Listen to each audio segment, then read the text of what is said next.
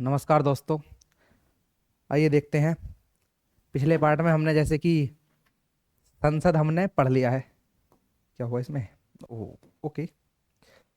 पिछले पार्ट में हमने संसद देखा था, संसद पढ़ लिया था पूरा। ठीक है। संसद में अगर आपका कोई भी एक डाउट भी है, कोई भी है, तो आप कमेंट करके मुझे बता सकते हैं। मैं आपको कमेंट में जवाब दे दूंगा, नहीं तो अगली क्लास में आपके कमेंट का आंसर दे दूंगा। ठीक है। संसद हमने पढ़ लिया है। नेक्स्ट पार्ट क्या है हमारा? Supreme court. जैसे मैंने आपको बताया था, तीन चीज़ें बताई थी कि भारत में तीन चीजें हैं: विधायिका, विधायिका, कार्यपालिका और एक है न्यायपालिका। ठीक है। इसमें हमने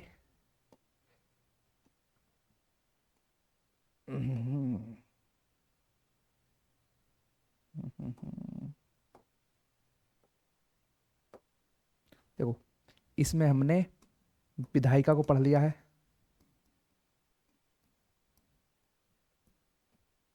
कार्यपालिका को नहीं पढ़ा है। मैंने आपको बताया था कि कार्यपालिका को हम एक नाम से और जानते हैं, जिसको कहते हैं मंत्री परिषद। मंत्री परिषद। ठीक है ना? मंत्री परिषद।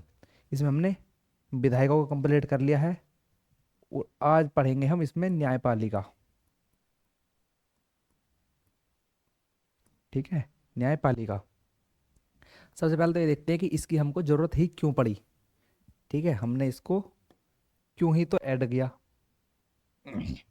ठीक है। जैसे मैंने आपको बताया था, विधायिका क्या काम करती है? विधायिका क्या काम करती है? कानून को बनाने का, कानून निर्माण का काम करती है। ठीक है। ये काम करती है। कार्यपालिका का काम करती है।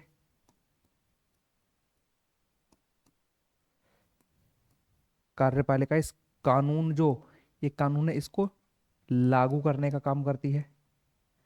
ठीक है ना? इसको लागू करने का काम करती है ये।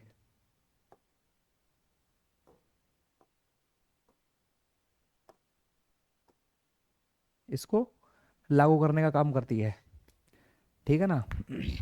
और न्यायपालिका क्या करती है?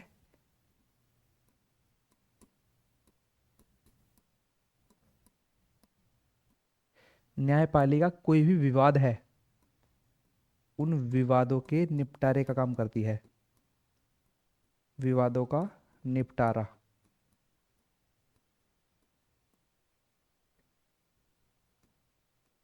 विवादों का निपटारा करती है। ठीक है ना? विधायिका जैसे कोई कानून बनाएगी, कार्यपालिका उस कानून को ही लागू करेगी, और न्यायपालिका क्या करेगी? यदि कोई भी विवाद है, कानून से रिलेटेड है, विवाद कौन सा होता है? कोई कानून बनाया और उस कानून का उल्लंघन करेंगे, ठीक है, तो उसके परिप्रेक्ष्य में कुछ सजा भी होंगी। ठीक है। जैसे कि मैंने अभी तुमको इसमें बताया था, अनुच्छेद 21 में है जीवन जीने का अधिकार। जीवन जीने का अधिकार। ठीक है ना? जीवन जीने का अधिकार। ये कानून है एक प्रकार का। ठीक है। अगर आप इसका उल्लंघन करते हो, ठीक है, किसी के जीवन जीने के अधिकार को छीनते हो, तो आपके ऊपर कार्रवाई हो सकती है, नहीं? तो उस सजा को जो सुनाएगा कि तुमने कोई कृत्य अपराध किया है या नहीं किया है, इसका जो निपटारा करेगा, इसकी जो देखरेख करेगा, ठीक है ना, इसका जो निर्णय लेगा, वो करेगा न्यायपालिका। ठीक है। तो आज हम न्यायपालिका को देखेंगे। और न्यायपालिका, भारत की जो न्यायपालिका है वो एकीकृत न्यायपालिका है। एकीकृत। ठीक है ना? जिसमें सबसे पहले क्या आता है? Supreme court. ठीक है ना? सबसे पहले क्या आता है? सुप्रीम कोर्ट, जिसको हम उच्चतम न्यायालय या सर्वोच्च न्यायालय भी कहते हैं। ठीक है। उच्चतम न्यायालय या सर्वोच्च न्यायालय भी कहते हैं। ठीक है। जो हम न्यायपालिका पढ़ने हैं, हम इसके थोड़ा इतिहास के बारे में जानते हैं कि इसका इतिहास कैसा रहा है। ठीक है ना, इसका इतिहास कैसा रहा है, इसके बारे में पुरानी जानकारी। तो सबसे पहला जो था, अपने हिस्ट्री में पढ़ा होगा, इतिहास में पढ़ा होगा कि एक एक्ट आया था, रेगुलेटिंग एक्ट। रेगुलेटिंग एक्ट 1773 का, ठीक है ना। उसमें एक सुप्रीम कोर्ट बनाने की बात की गई थी, ठीक है। उसमें पहली बार सुप्रीम कोर्ट बनाने की बात की गई थी, ठीक है। रेगुलेटिंग एक्ट 1773 के द्वारा प्रथम सुप्रीम कोर्ट की स्थापना हुई थी, जो हुई थी, अगर 73 में आया है, उन 1773 में आया है, तो 73 में तो नहीं बनेगा, वो रेगुलेटिंग एक्ट 1773 में आया, ठीक है। उसमें विचार होगा कहाँ बनाया जाए, सब चीज़ देखनी पड़ती है, ठीक है। तो उसमें जो टाइम लगा, नेक्स्ट ईयर वो बनाया गया, कब, 1774 में। कहाँ बनाया गया था, कोलकाता में, ठीक है। कहाँ बनाया गया था, कोलकाता में। इसके अंदर एक मुख्य न्यायाधीश थे, एक मुख्य न्यायाधीश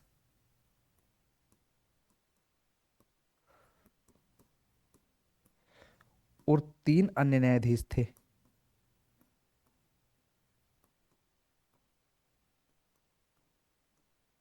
तीन क्या थे, अन्य न्यायाधीश थे। मुख्य न्यायाधीश जो थे, ये थे सर एलिजा एम्पे, ठीक है ना, सर एलिजा एम्पे थे जो मुख्य न्यायाधीश थे। उसके अलावा चीफ, क्लर्क और रजिस्टर, ठीक है ना, ये चार तीनों जो थे, ये अन्य न्यायाधीश के रूप में थे, ठीक है नहीं, ये जो थे, ये अन्य न्यायाधीश के रूप में थे। उसके बाद आया फिर भारत शासन अधिनियम 1935, भारत शासन अधिनियम 1935 आया था, ठीक है। इस बात को ध्यान में रखना, सबसे पहला जो सुप्रीम कोर्ट था वो 1774 में था, 1774 में बना था, 1773 के रेगुलेटिंग एक्ट के द्वारा, ठीक है ना, रेगुलेटिंग एक्ट के द्वारा है, कब बना था, 1774 में, 1773 के रेगुलेटिंग एक्ट के द्वारा, ठीक है। लेकिन जो सबसे पहला संघीय न्यायालय बना था, संघीय न्यायालय, ये बना था 1937 में, ठीक है ना, ये बना था 1937 में। संघीय न्यायालय में और सुप्रीम कोर्ट में बहुत अंतर है, ठीक है। सुप्रीम कोर्ट कब बना था, 1774 में, 1774 में, 1773 के रेगुलेटिंग एक्ट के द्वारा। और संघीय न्यायालय कब बना था, 1937 में। आगे स्थान क्या था, जब सबसे पहले सुप्रीम कोर्ट बना तो उसका स्थान था कोलकाता, कोलकाता था। लेकिन जब ये बना संघीय न्यायालय, तो उसका क्या था स्थान, दिल्ली। और ये कब बना था, 1937 में। ये कब बना था, 1774 में, ठीक है। थोड़ा सा अच्छे तरीके से ध्यान में रखना इसको। आगे इसमें मुख्य न्यायाधीश कौन थे, जो संघीय न्यायालय बना था उसमें थे मॉरिस ग्वायर, मॉरिस ग्वायर ये थे। और अन्य न्यायाधीश के रूप में जो थे वो 7 थे, ठीक है, वो 7 थे, 7+1, 1 कौन से, ये CJI, chief justice of India, ठीक है ना, जो मुख्य न्यायाधीश थे, चीफ जस्टिस थे, मुख्य न्यायाधीश, एक मुख्य न्यायाधीश थे और 7 अन्य न्यायाधीश थे। अंतिम मुख्य न्यायाधीश हरिलाल जे थे, ठीक है, जो अंतिम थे वो हरिलाल जे थे, ठीक है, हरिलाल जे कान्या। वो नोट करने वाली बात एक ये है कि सुप्रीम कोर्ट एवं संघीय न्यायालय के खिलाफ अपील ब्रिटिश प्रीवी काउंसिल में की जा सकती थी, ठीक है ना। जैसे कि वर्तमान में क्या है आप डिस्ट्रिक्ट कोर्ट जा सकते हैं, वहां आप संतुष्ट नहीं है तो आप हाई कोर्ट जा सकते हैं, वहां आप संतुष्ट नहीं है तो सुप्रीम कोर्ट जा सकते हैं, ठीक है। ये एक हैरारकी है, ये एक हैरारकी है कि आप या तो डिस्ट्रिक्ट कोर्ट जा सकते हैं या फिर हाई कोर्ट जा सकते हैं। अदरवाइज सुप्रीम कोर्ट भी जा सकते हैं। ठीक है, सुप्रीम कोर्ट के अलावा आप वर्तमान में उससे ऊपर कोई संस्था नहीं है जहां आप जा सकें न्याय पाने के लिए। ठीक है, लेकिन उस समय कैसा था उस समय जो था, ये जो सुप्रीम कोर्ट था, सुप्रीम कोर्ट, ठीक है, सर्वोच्च न्यायालय,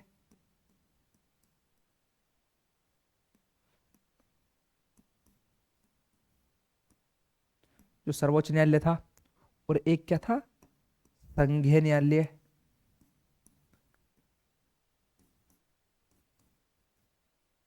जो संघीय न्यायालय था, इन दोनों के खिलाफ अपील कर सकते थे, यानी कि ये सर्वोच्च नहीं थे, ये नाम में सर्वोच्च न्यायालय है लेकिन था सर्वोच्च नहीं। यदि आप यहां से संतुष्ट नहीं हो तो ब्रिटिश में, ठीक है ना, ब्रिटिश जो देश था, जो जिनका शासन भारत के ऊपर था, वहां का जो सुप्रीम कोर्ट था, प्रीवी काउंसिल, उसका नाम था प्रीवी काउंसिल, आप वहां जा सकते हैं। ठीक है, आप कहां जा सकते हैं, आप वहां जा सकते हैं, कहां जा सकते हैं, आप वहां जा सकते हैं। स्वतंत्रता के बाद, अब पहले संघीय न्यायालय कहाँ बनाया था, दिल्ली में, तो स्वतंत्रता के बाद भी सुप्रीम कोर्ट को दिल्ली में ही रहने दिया।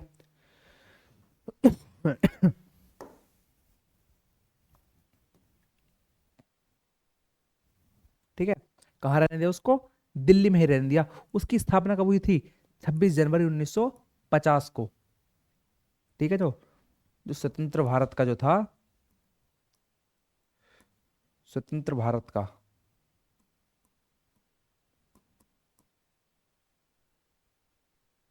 स्वतंत्र भारत का था, उस स्वतंत्र भारत के में क्या हुआ था,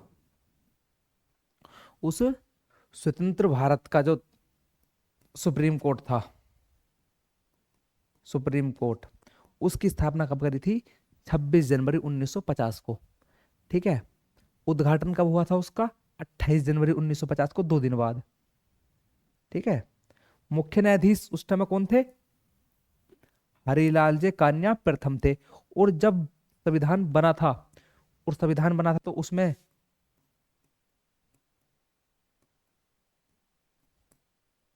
उस संविधान के अंदर सुप्रीम कोर्ट के लिए भी कुछ प्रावधान थे। ठीक है, सुप्रीम कोर्ट के लिए कुछ प्रावधान थे, उन्हीं में एक प्रावधान ये था कि सुप्रीम कोर्ट में एक न्यायाधीश होगा प्लस 7 अन्य न्यायाधीश होंगे। ठीक है ना, 7 कैसे होंगे, अन्य न्यायाधीश होंगे, टोटल कितने हो गए, 8। यानी कि हम कह सकते हैं कि मूल संविधान के सुप्रीम कोर्ट में 8 न्यायाधीश थे, एक मुख्य न्यायाधीश और 7 उससे अदर न्यायाधीश।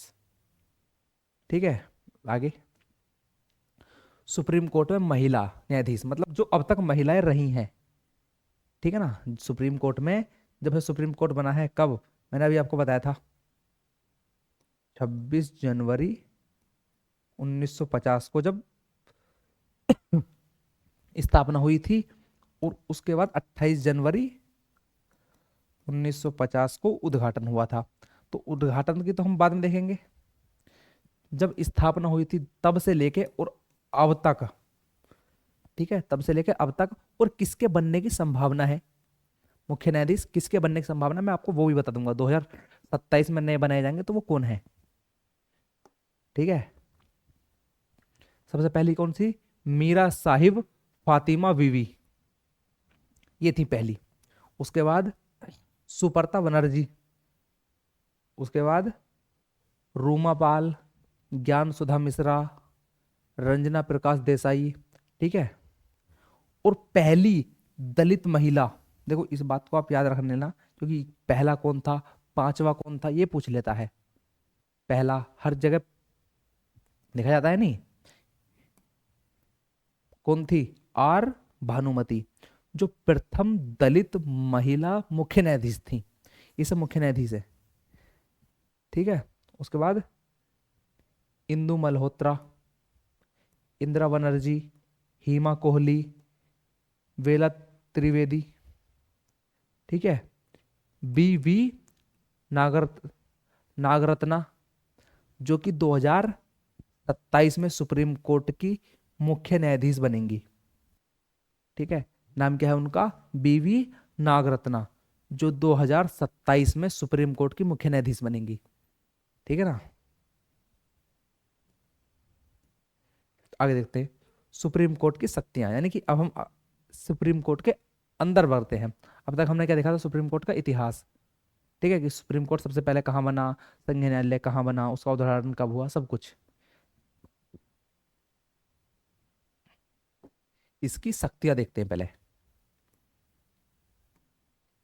अनुच्छेद 131, सुप्रीम कोर्ट का प्रारंभिक क्षेत्राधिकार, ठीक है ना।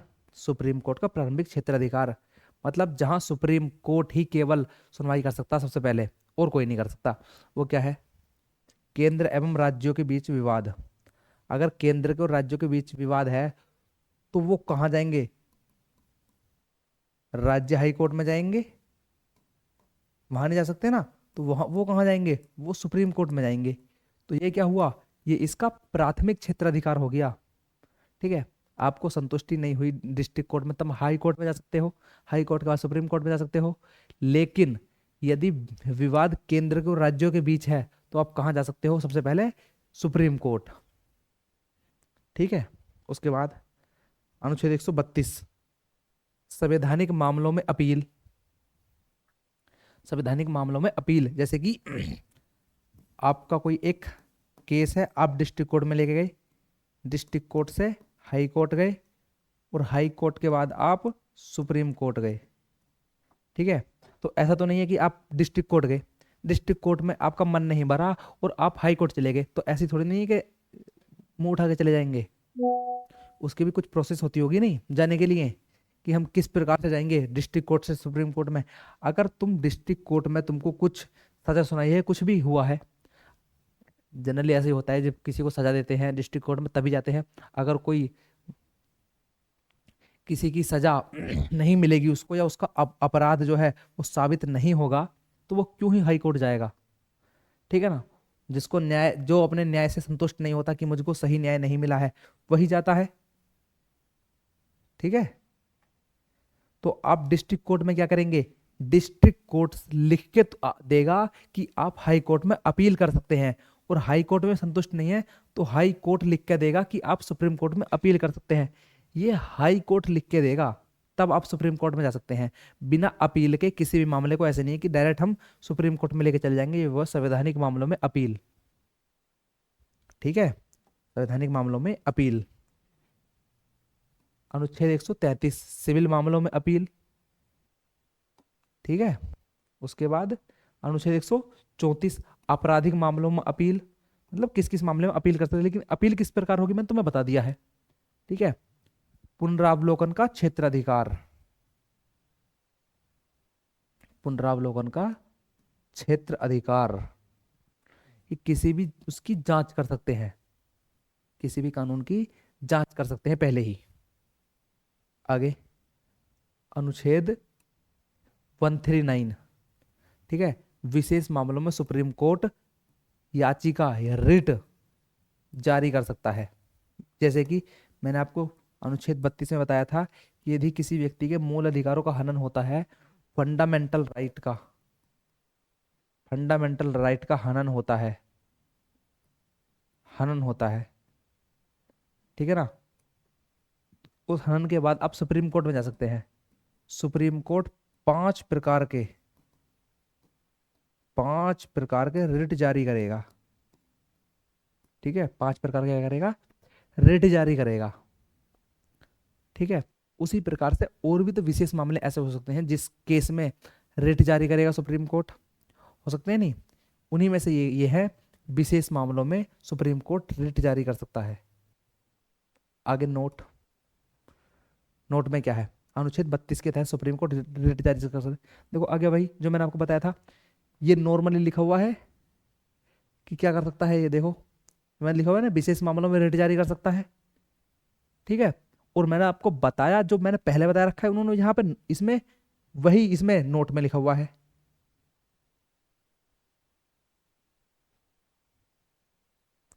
वही नोट करके लिखा हुआ है। अनुच्छेद 32 के तहत सुप्रीम कोर्ट रिट जारी कर सकता है, कैसा, बंदी प्रत्यक्षीकरण, परमादेश, प्रतिषेध, उत्प्रेक्षण, अधिकार परीक्षा। ये आपको मैंने बहुत अच्छे तरीके से बताया है, मूल अधिकार बताए थे जब, ठीक है ना, कि ये क्या क्या होते हैं, क्या क्या होता है इनका मतलब, ये कब जारी किया जाता है कब नहीं। ठीक है, आगे आया अनुच्छेद 143,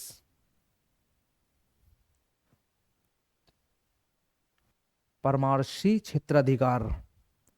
ठीक है, परमार्थी क्षेत्र अधिकार, यानी इनसे कोई सलाह भी ले सकते हैं। राष्ट्रपति सुप्रीम कोर्ट से सलाह ले सकता है।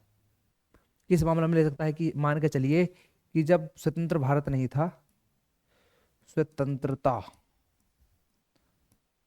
से पूर्व का कोई भी अधिनियम है। ओहो हो,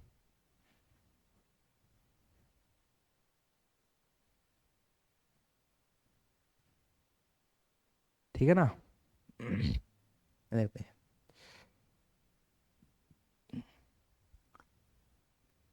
कहाँ थे, यहाँ। ठीक है ना, 143 में जो राष्ट्रपति हैं वो सुप्रीम कोर्ट से सलाह ले सकते हैं। क्या कर सकते हैं, सलाह ले सकते हैं। किस केस में, यदि कोई ऐसा कानून है जो कि स्वतंत्रता से पहला है, स्वतंत्रता से पहला है, स्वतंत्रता के पूर्व का कानून है, कोई के पूर्व का कानून है,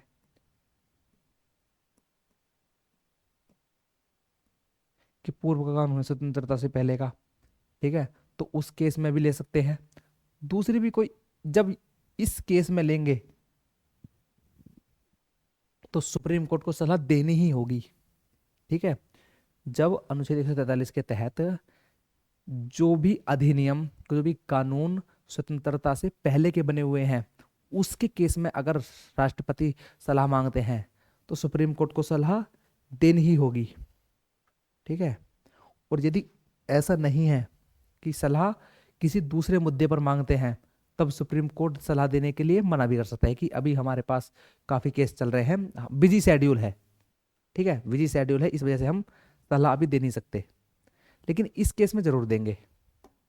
आगे, परीक्षा उन्मुख तथ्य, यानी कि exam oriented fact. Supreme court में प्रथम महिला न्यायाधीश फातिमा बीवी, मैंने लिख बताया हुआ है आपको ऊपर। हाई कोर्ट की प्रथम महिला न्यायाधीश लीला सेठ। हाई कोर्ट की कौन है, लीला सेठ। भारत की प्रथम महिला न्यायाधीश अन्ना चांडी, अन्ना चांडी। सुप्रीम कोर्ट में सबसे लंबा कार्यकाल Y V Chandrachud, Y V Chandrachud, जो कि 7 वर्ष 4 माह रहे थे। ठीक है, सुप्रीम कोर्ट में सबसे कम कार्यकाल के एन सिंह, वो 10 दिन रहे थे। वो कितने टाइम रहे थे, 10 डेज, 10 दिन रहे थे वो। ठीक है कि नहीं, वो रहे थे 10 दिन। आगे देखते हैं, अनुच्छेद 127। देखो ये मत देखना कि अनुच्छेद सीक्वेंस में क्यों नहीं है। ठीक है, अनुच्छेद सीक्वेंस में क्यों नहीं है, क्योंकि सीक्वेंस में होंगे तो क्या होगा कि इसमें ये है, इसमें ये है, इसमें ये है, आप रटोगे। ठीक है, लेकिन अगर हम इसके क्रम भंग कर देंगे, ये वाला यहाँ आ गया, ये वाला यहाँ आ गया, तो आप इसको भी याद रखोगे, इसको भी याद रखोगे। क्वेश्चन अगर यहाँ से पूछ लेता है, फिर बीच में अगर 2-3 क्वेश्चन ज्योग्राफी के आ गए, ठीक है, फिर बाद में ये पूछा, तो दिमाग भंग होगा थोड़ा सा। ठीक है, क्योंकि क्रमबद्ध पढ़ने का तरीका, अगर एक बार आदत लग गई कि हम क्रम वाइज ही पढ़ेंगे, ठीक है ना, तो फिर क्रम वाइज ही क्वेश्चन सोल्व करने की आदत हो जाएगी, फैक्ट याद नहीं आएगा जल्दी से। आगे, राष्ट्रपति की सलाह सुप्रीम कोर्ट के मुख्य न्यायाधीश के द्वारा। ठीक है, सुप्रीम कोर्ट में तदर्थ न्यायाधीश की नियुक्ति, तदर्थ न्यायाधीश को उसको बोलते हैं, तदर्थ न्यायाधीश की नियुक्ति। मान के चलिए कि सुप्रीम कोर्ट में, सुप्रीम कोर्ट का जो कार्य है वो बढ़ गया है, कार्य बढ़ गया है।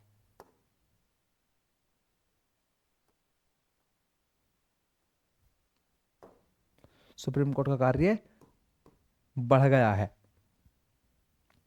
ठीक है ना, उस केस में क्या करेंगे, जो प्रेसिडेंट हैं वो सुप्रीम कोर्ट के मुख्य न्यायाधीश को, CJI chief justice of India को ये सलाह देंगे कि आप हाई कोर्ट से, कहाँ से, हाई कोर्ट से जो न्यायाधीश हैं वहाँ के, जो अन्य न्यायाधीश, एक मुख्य न्यायाधीश होते हैं और कुछ अन्य न्यायाधीश होते हैं सुप्रीम कोर्ट में भी, हाई कोर्ट में भी, ठीक है, तो अब हाई कोर्ट से जो दूसरे न्यायाधीश हैं उनके लेके आ जाइए, ठीक है, कुछ समय के लिए, तब जब तक कि सुप्रीम कोर्ट का जो काम है, काम का वर्णन है, वो कम नहीं हो जाता है, ठीक है, अभी काम ज्यादा है सुप्रीम कोर्ट के पास, वो काम जब तक कम नहीं हो जाता है तब तक उनको बनाए रखेंगे, जब काम खत्म हो जाएगा, कम हो जाएगा, तब उनको वापस अपने अपने स्थान पर भेज देंगे,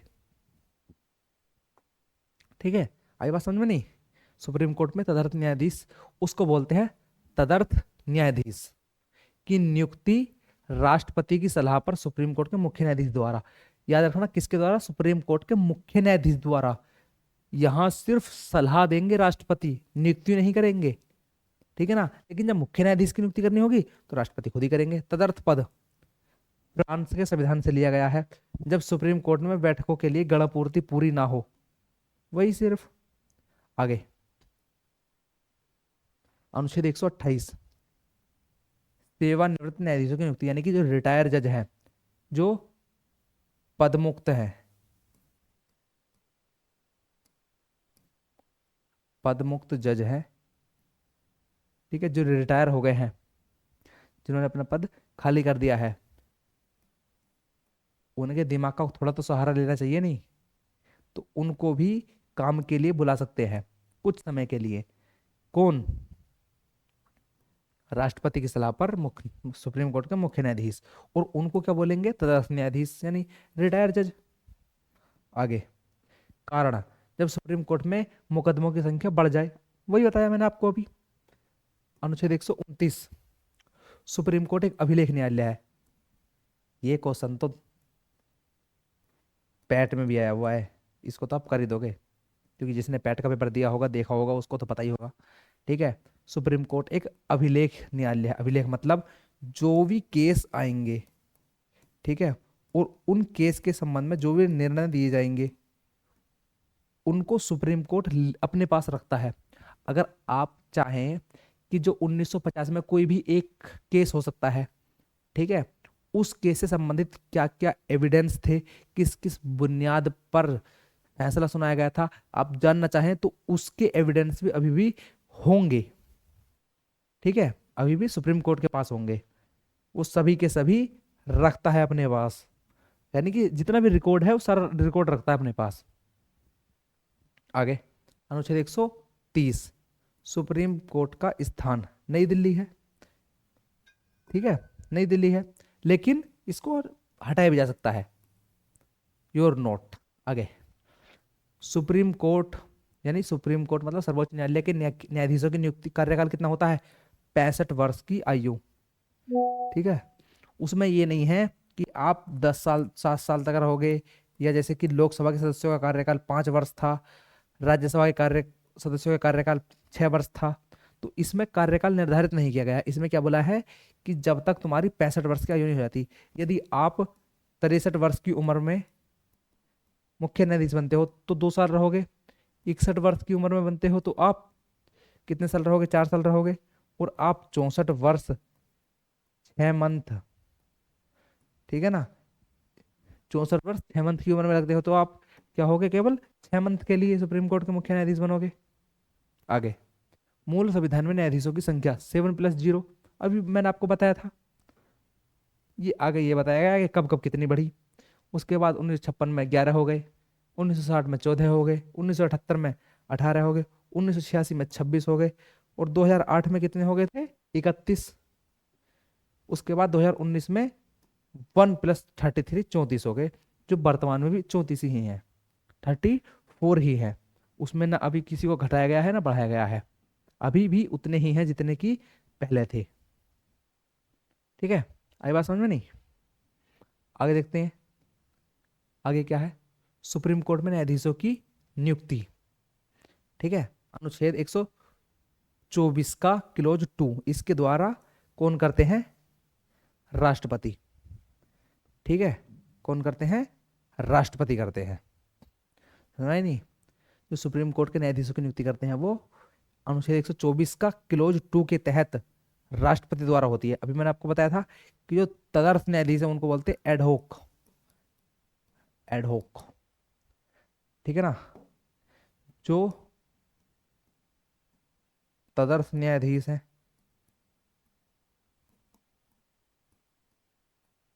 उन तदर्थ न्यायाधीशों की नियुक्ति करेंगे कौन? CJI, chief justice of India. किसकी सलाह पर करेंगे? उनको सलाह देंगे,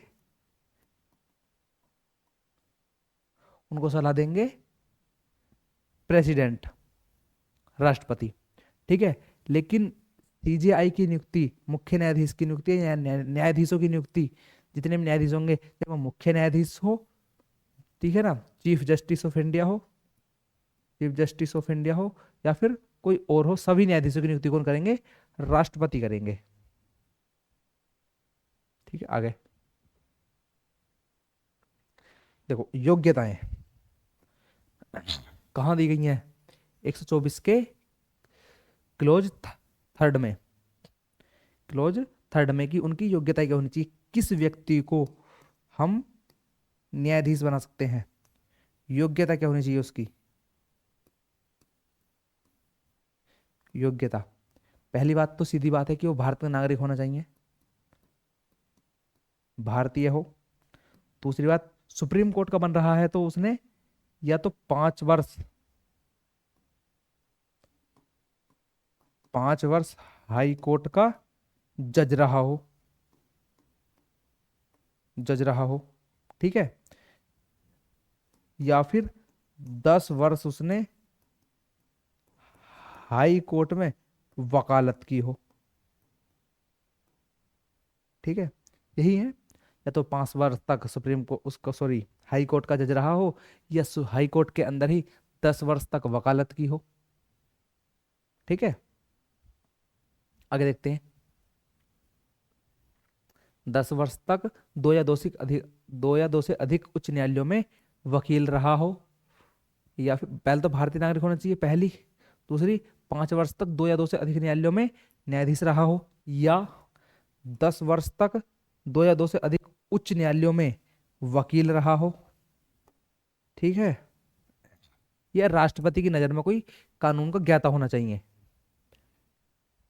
ठीक है, हो तत्कालीन तथ्य, जो वर्तमान के तथ्य हैं अभी के, सुप्रीम कोर्ट के प्रथम पुरुष न्यायाधीश MC सीतलवाड़, सुप्रीम कोर्ट की प्रथम महिला न्यायाधीश इंदु मल्होत्रा।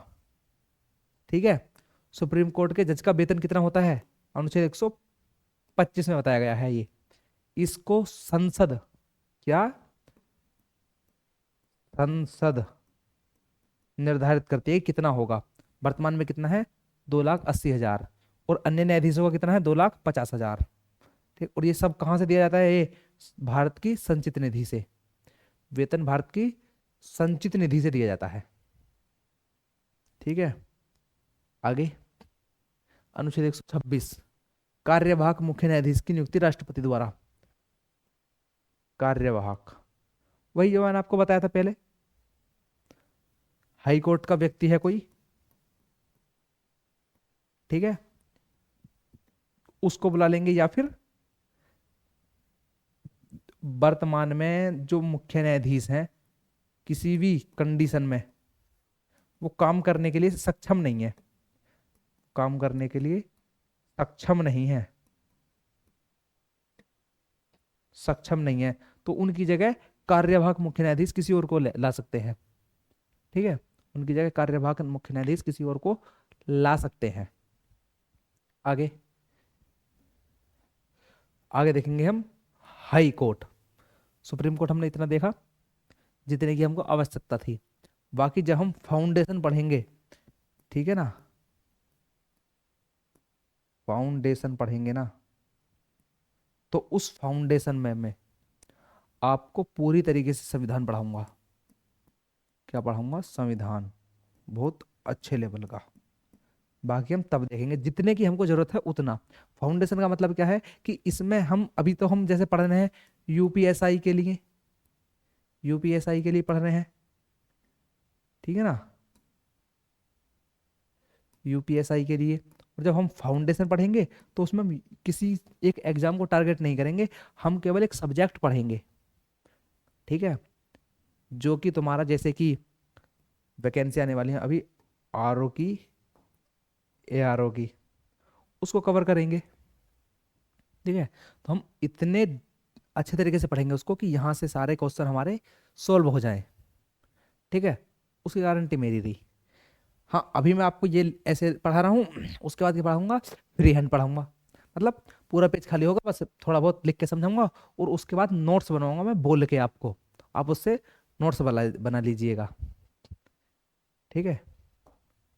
आगे देखते हैं हम हाई कोर्ट। हाई कोर्ट में अनुच्छेद 222, हाई कोर्ट के, जो हाई कोर्ट के न्यायाधीशों का स्थानांतरण है, स्थानांतरण है इसमें, ठीक है। मान लो कोई एक हाई कोर्ट है जो कि यूपी का है, उसकी नियुक्ति कहाँ कर सकते हैं हम? हरियाणा के हाई कोर्ट में कर सकते हैं, ठीक है, उसकी नियुक्ति कर सकते हैं हरियाणा के हाई कोर्ट में कर सकते हैं, राष्ट्रपति द्वारा सीजीआई की सलाह से, राष्ट्रपति द्वारा सीजीआई की सलाह से। यहां राष्ट्रपति द्वारा है और सीजीआई सलाह दे रहे हैं, ठीक है, यहां राष्ट्रपति द्वारा सीजीआई सलाह दे रहे हैं।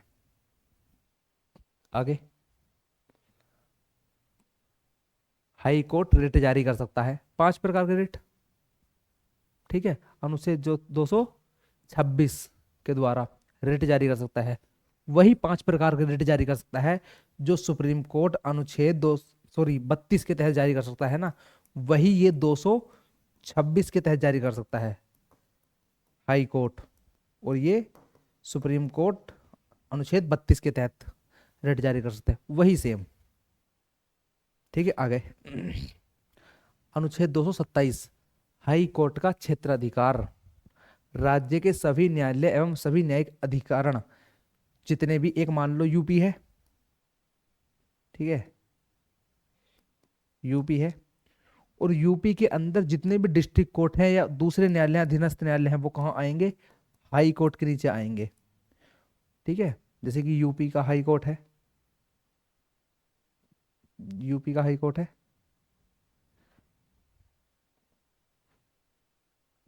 यूपी का हाई कोर्ट है नहीं, यूपी हुआ, बिहार हुआ, मध्य प्रदेश, यहाँ सबके जो हाई कोर्ट है किसके नीचे आएंगे? वो सुप्रीम कोर्ट के नीचे आएंगे।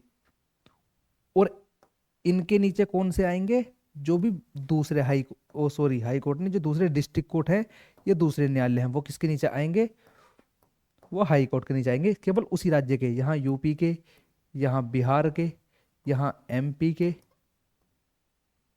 ठीक है ना, इस प्रकार से। आगे, आगे हाई कोर्ट से संबंधित तथ्य है, हाई कोर्ट से संबंधित तथ्य है। आंध्र प्रदेश हाई कोर्ट 1 जनवरी को बना था 2019 में, जो कहाँ बना था? अमरावती में, ठीक है। तेलंगाना का हाई कोर्ट कहाँ है? हैदराबाद में, जो कब बना था? 1954 में। केरल का कहाँ है? कोची में, जो बना था 1956 में। उसके बाद गुजरात का कहाँ है? अहमदाबाद में है, जो कब बना था? 1960 में। दिल्ली का हाई कोर्ट कहाँ है? नई दिल्ली में है, जो 1966 में बना था। छत्तीसगढ़ का 2000 में बना था, सन 2000 में। क्यों? क्योंकि छत्तीसगढ़ राज्य ही सन 2000 में बना था। ये कहाँ है? बिलासपुर में, ठीक है।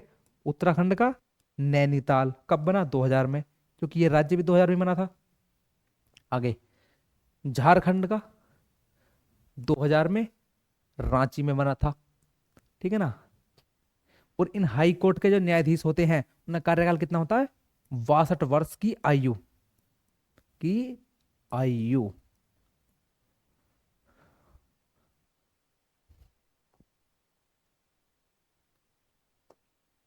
62 वर्ष की आयु,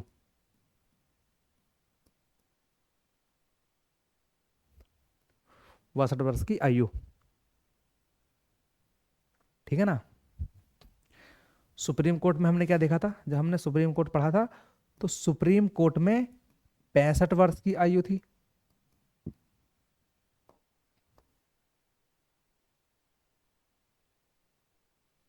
पैंसठ वर्ष की आयु थी। और अब कितनी है हाई कोर्ट में? 62 वर्ष की आयु। 62 वर्ष की आयु, ठीक है। 15वां संविधान संशोधन अधिनियम 1963 द्वारा, ठीक है, कार्यकाल 60 वर्ष से बढ़ाकर 62 वर्ष किया गया था। पहले कितना था, मतलब पहले आयु थी 60 वर्ष।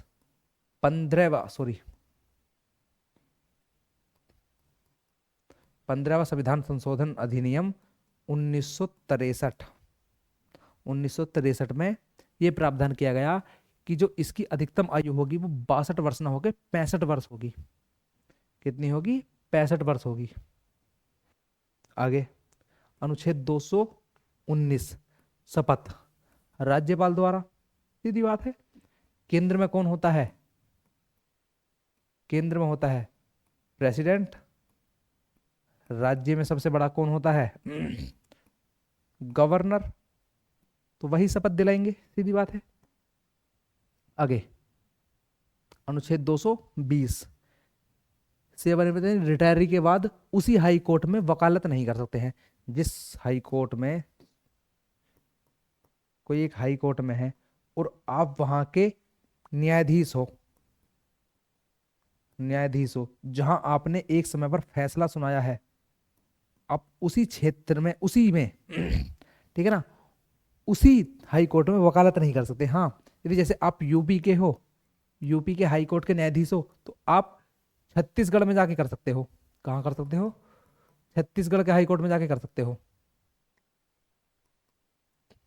छत्तीसगढ़ के हाई कोर्ट में जाके कर सकते हो।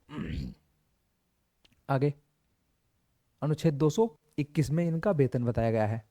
कितना होगा? मुख्य न्यायाधीश का 250, 2,50,000, और अन्य न्यायाधीश का 2,25,000। आगे वेतन राज्य की संचित निधि से जाएगा। इस बात को बहुत अच्छे तरीके से याद रखना, जो वेतन जाएगा वो कहां जाएगा? राज्य की संचित निधि से। राज्य की। भारत की संचित निधि से क्या जाएगा? उनकी पेंशन। कहां से जाएगी? भारत की संचित निधि से। जो सुप्रीम कोर्ट था और सुप्रीम कोर्ट के जो जज थे, ठीक है ना, जो सुप्रीम कोर्ट के जज थे, ठीक है, जो सुप्रीम कोर्ट के जज थे, उनका वेतन और पेंशन दोनों की दोनों कहां से जा रही हैं? भारत की संचित निधि से। भारत की संचित निधि से। लेकिन जो हाई कोर्ट है, जो हाई कोर्ट है और हाई कोर्ट के जो जज हैं, ठीक है ना, उनका वेतन तो जाएगा, उनका वेतन तो जाएगा राज्य की संचित निधि से, ठीक है, और उनकी पेंशन जाएगी भारत की संचित निधि से। कहां से? भारत की संचित निधि से। और उनका वेतन जाएगा राज्य की संचित निधि से। ठीक है, आगे देखते हैं। आगे देखना ही क्या, आगे तो खत्म हो गया बस। सुप्रीम कोर्ट और हाई कोर्ट, यहां से इससे बाहर से क्वेश्चन नहीं जाएगा। ठीक है ना, जो हमने पढ़ा है, इससे बाहर से क्वेश्चन जाएगा ही नहीं। ठीक है, केवल कहां से आएगा क्वेश्चन? जितना मैंने आपको पढ़ा दिया है, इसको आप पढ़ लोगे तो यूपीएसआई का जो स्टैटिक पार्ट है उसकी गारंटी मैं लेता हूं कि इससे बाहर क्वेश्चन जाएगा नहीं। ठीक है, बाकी बात तो अभी बताने से क्या फायदा, वो हम तब तुमको तब बताएंगे जब यूपीएसआई का एग्जाम हो जाएगा। ठीक है ना, जब यूपीएसआई का एग्जाम हो जाएगा तब बताएंगे कि हमने इस क्लास में और इस टाइम ये बात बताई थी कि यहां से क्वेश्चन आया है। ठीक है, तो बने रहिए हमारे चैनल पर। बाकी हम अगली क्लास में देखेंगे। थैंक यू, धन्यवाद।